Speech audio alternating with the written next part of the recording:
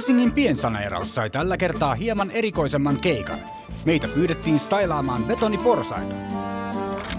Ensiksi otettiin vanha maali pois.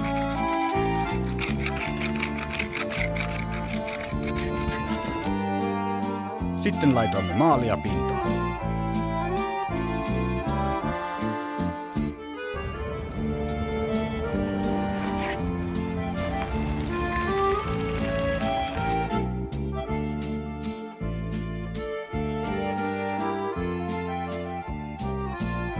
Hei, pieni juttu. Jos sinulla on tontilla betoniporsaita ja haluat niille stailauksia, soita meille ruudulla näkyvään numeroon.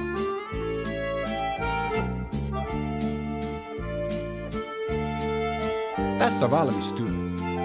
Mitä mieltä olet? Onko lopputulos yhtä hyvä kuin uusi? Muista, pieni työ, mutta tärkeä.